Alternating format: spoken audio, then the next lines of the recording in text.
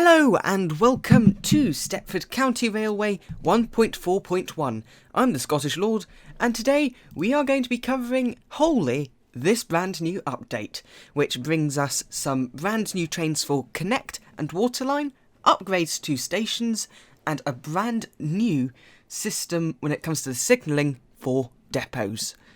But before we get into this, if you like this sort of content, then make sure to leave a like so I know to do more of this in the future. So, we are going to get straight into the trains. So here we have the Class 321. It is a next-gen upgrade of the previous paper train, and as we can see it has a brand new cab created for this class. If we look at the exterior, it is another one of the beautifully upgraded models, which really remain true to how it looks in real life, and really is a massive upgrade to the previous paper train. Performance-wise, it's maybe slightly hefty. And I may have just stopped at the wrong car stop there because I thought it was 3 cars. But that's my stupidity coming out here. As we can see, it's got that sort of boxy frame to it, and it has no new door opening effects. They are just standard to the majority of the effects. It has as standard door interlock lights, and the seating formation seems to be fairly accurate.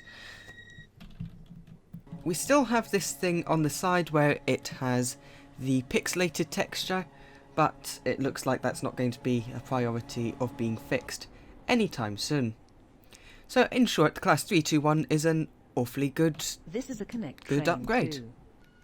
So, here we are in the Class 331. Now, there are 2 variants on the Class 331, the 331-0 and the 331-1. This one is the -0 variant in the SCR 3 million visit livery.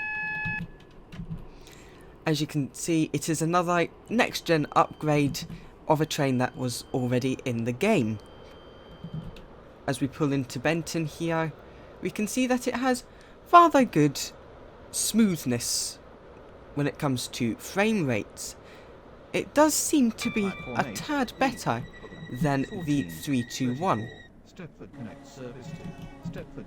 And seeing as this is the -0 variant, we're going to be stopping at the 3-car stop. This is Stepford Central, City Hospital. Now, what we can hear is that the door sounds are not different. Yet again, they are simply that of the class, I want to say the 380. I believe it is the 380 that carries those door sounds for opening. However, that could just be in real life and not implemented in the game. As we can see, the livery really does work well with the next gen interior. It really gives a sense of depth to the train. As for equipment on top, it does have a pantograph, which will at some point come into operation in a future update. That's been confirmed. And one thing that we are seeing on the front of a lot of the trains now is the SCR logo. So, yep, once again, we've got a unique cab and a very good updated model. So here we have the 465. It's another one of the upgraded versions of a paper train. Again, no newness here.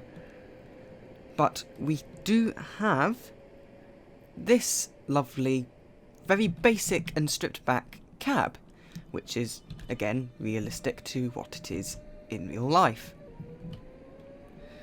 When we look at the exterior, oh, that is a fair bit more heavy on the frame rate than the normal. As we can see, this is a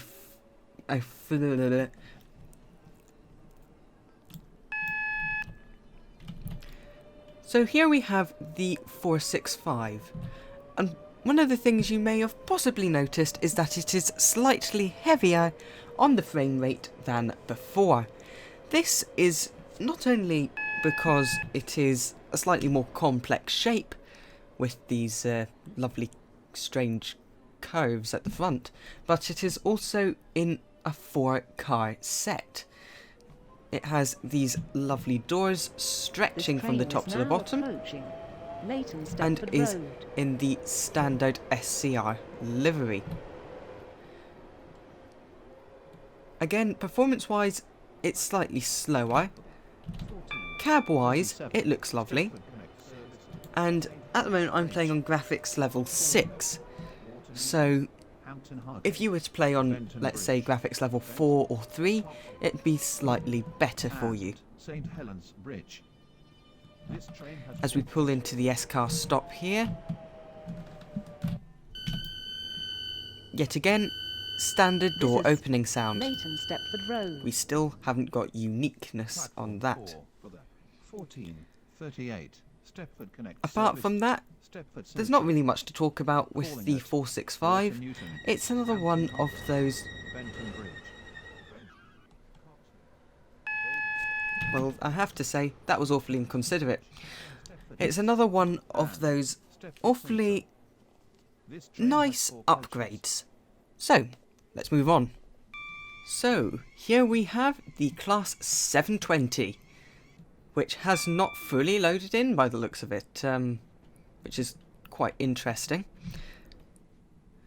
As we can see, it looks a bit chunky, don't it? This is the first time I've actually opened this up. As you can see, the cab seems to be taking a bit longer to load. But while we wait for that to happen, we can see that the exterior is again in standard SCR livery, but is a very nice upgrade to the paper train format. As we can see, this is a 5-car length train, which means it's going to yet again be rather heavy on the lag front. It was estimated back when the next gen trains came out that the 158, which is a 2-car train, would be equivalent to a 3-car paper train. We've had performance updates so far, so we are not entirely sure how much better this is operation-wise. As we can see, it's still taking a while for the cab to load, so that might be an interesting thing to note when buying this train. Going to a standstill into Coxley, stopping at the S-car stop. We can hear that it has those lovely Class 380 door sounds. I don't know if they're realistic to the 720, but they certainly sound nice. We also have the onboard Welcome on Board Stepford Connect signs, which are in this lovely sans serif typeface and are on a white text colour, which I think really adds to that modernity. I think that's a word. So, that is all that can really be said for the 720. It doesn't look like this cab is going to load in anytime soon. If it does, I'll show you it later. So, let's move on. So, here we have the Class 195. First thing to note here is that this is a lot smoother than the rest of the trains. And that is because this is currently in its -0 form. This is a 2-car train and looks incredibly similar, if not the same, to the Class 331. This is a waterline train, as this section is going to be, and you can see as we pull into Faraday Road that even with a station like this, and me passing the S-car stop, it is smooth, incredibly so. So Faraday Road. it's very good for people who are just starting off on the Waterline franchise and want to have a good performance efficient train. Door sounds appear to be the same, and we have no special livery. This is new, it is not an upgrade. So Welcome aboard that this is Waterline another train one to of these Newry really Harbour. good The next station is trains that have been EDP. implemented into this game. As we can see, this train has a good fast acceleration because of its performance, and so it really is very good for the slightly longer routes that you want a bit more accuracy. Now, This train the is class now 195 approaching EDP. is actually a diesel variant Newry Harbour. of the class 331, so it is the Newry Harbour. exact same, well, This nearly the train exact has two same model, coaches. except if we look on the top, This is it is lacking that pantograph that the 331 bears, which is an interesting feature that they have added, really, adds to the realism. So really that is the class 195 and all that can really be said about it. So, moving on to the class 319. First off, this is a bit worse on the frame rate. This is due to the fact that it is a 4-carriage Waterline train, and good grief, it's a good upgrade, but it is bad when it comes to performance. It is This train is really now quite approaching bad. Whitney It Green. reminds me of the Due to a 508. short platform, the doors in coach 4 will not open at this station. That is a new announcement, I think. I have not heard that before. So, in case you didn't catch that, it was an announcement stating that as the train is longer than the platform, Calling doors at on Green coach 4 Slade won't only. open. This train has 4 coaches. As we can see, it has a good cab, standard door noises, This is Whitney Green. and if we look on the inside, it does bear the very nice doors that lead between the carriages. If we look at the back, we can see the doors in coach 4 did not open. So it was telling the truth. Otherwise, that's all that's Welcome really aboard interesting about this Waterline train upgrade. to Green Slade.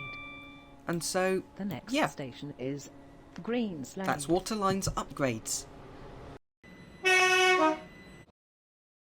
So, the next thing that we're going to be looking at involves me becoming a passenger. That's right, we're looking at some stations. And we're going to start off with the brand new upgraded Layton City.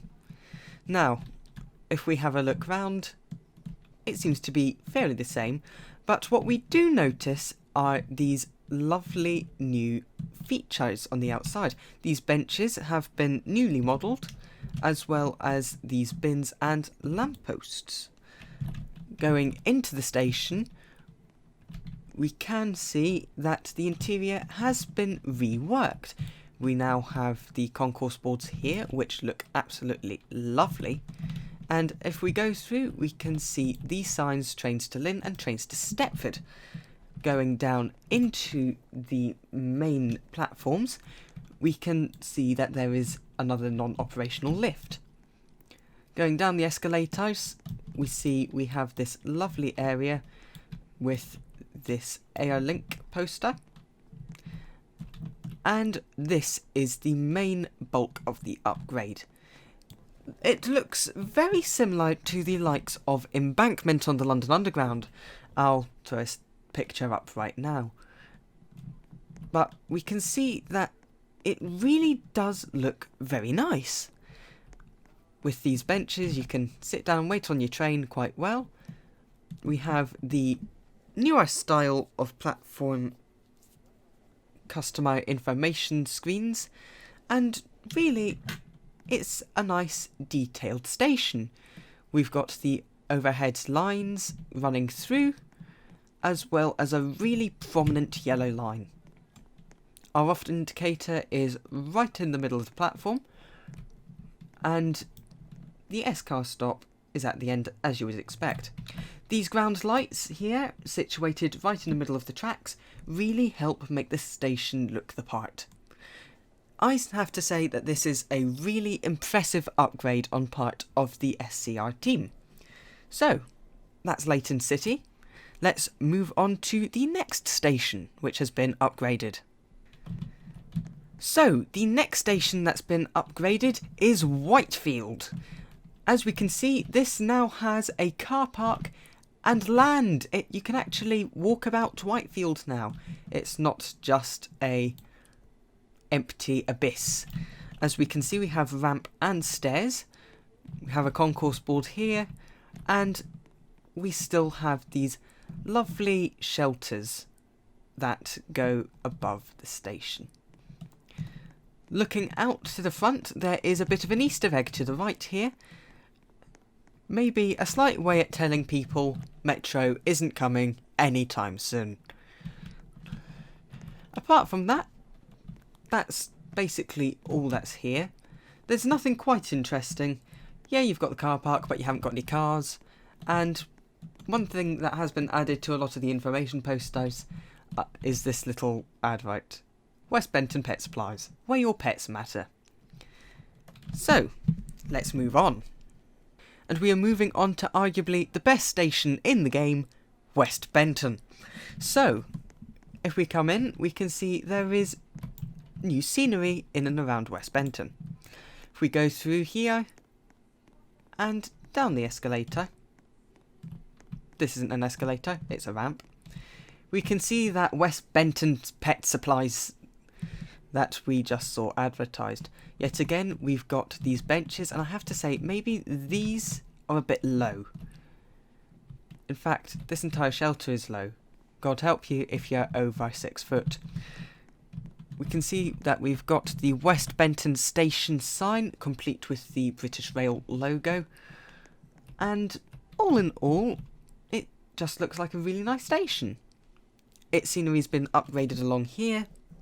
So now if you exit the station, you can come along and sit down and watch the trains go past. Of course, because it's on the main line, you can see things going between Coxley and Benton, as well as the water line services. So, yet again, we're going to move on. And this one is big, but on a scale of literal. As we can see here, we finally have overhead lines coming right into Stepford Central. The platforms appear to be slightly paler, and they have been accompanied by these new benches.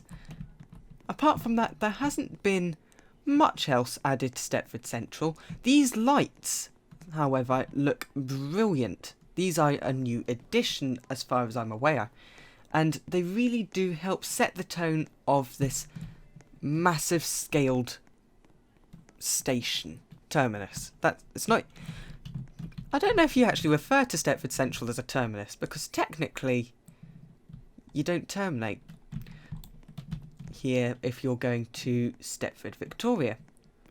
You can come out all the way to the end, and you can see that they have slightly shortened the arches, so that you do get that very nice feel of a longer station that really didn't have as long trains before. I thought they run out of money.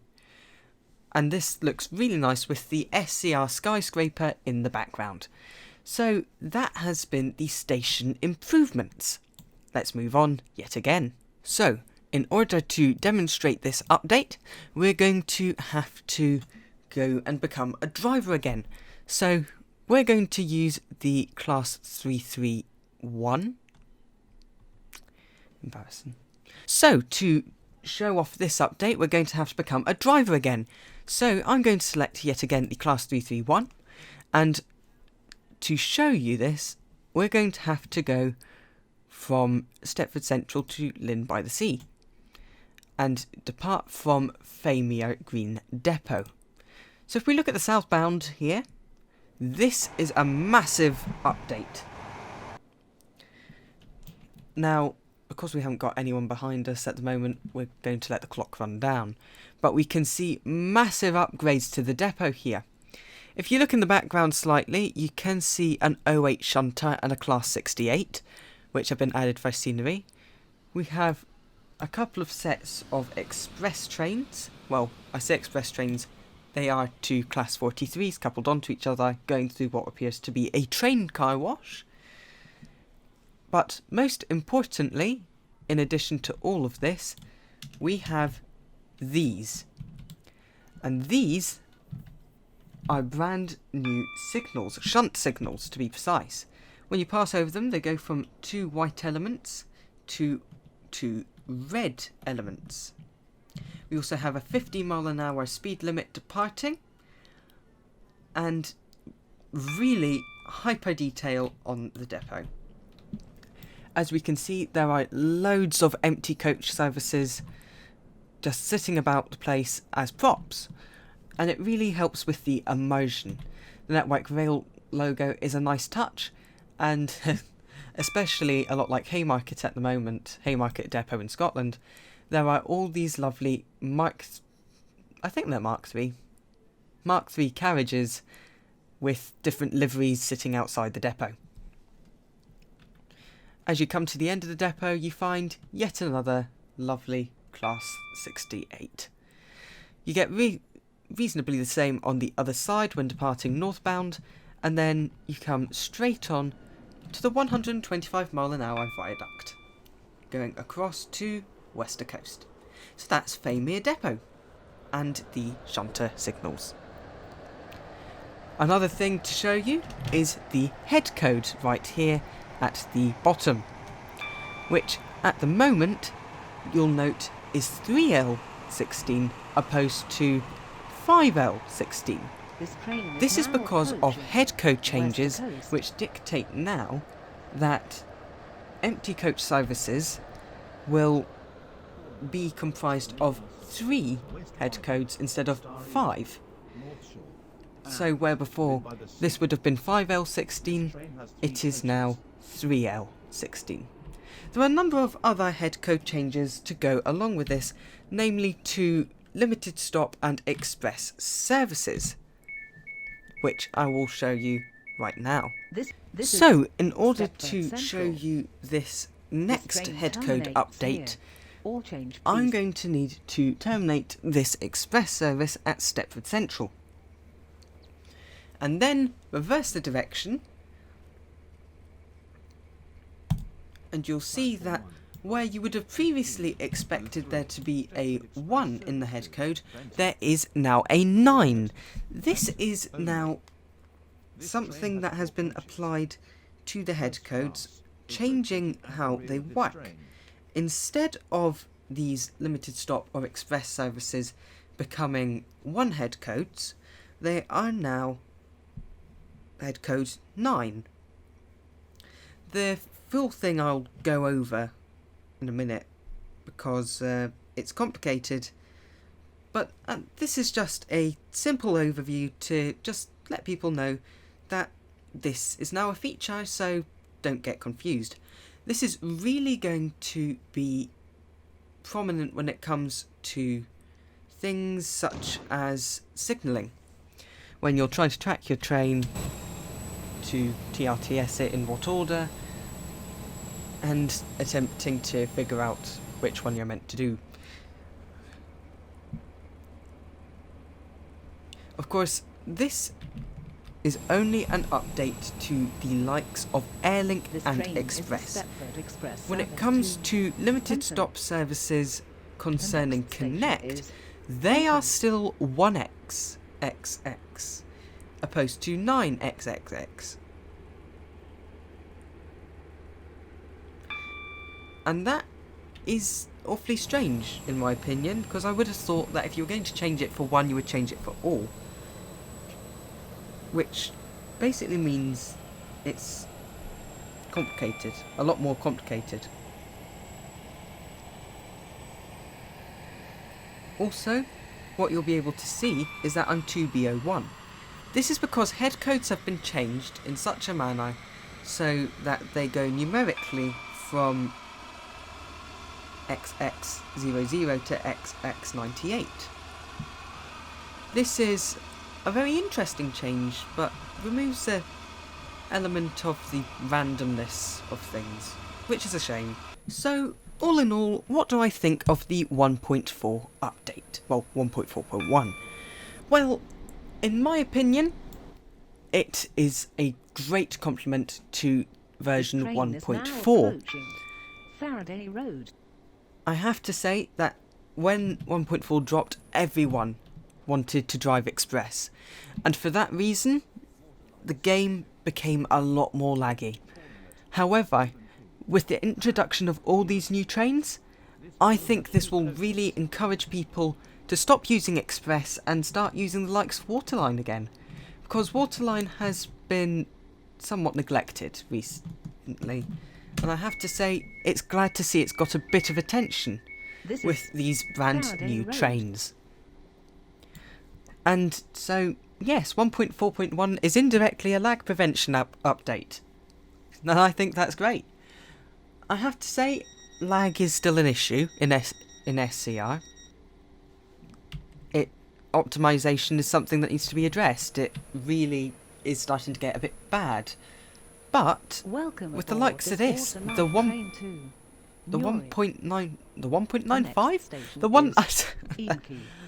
the 195, I think it might be my new favourite train, to be quite honest. It's small, it doesn't lag. I mean, it looks lovely going through the countryside. I mean, would you look at that? That is beautiful. Really, really nice. Makes me wish that we had them where I live. So much so, I'm taking a screenshot of it. I haven't seen performance like this since before 1.2, to be quite honest. This is some of the best performance I've seen in a while.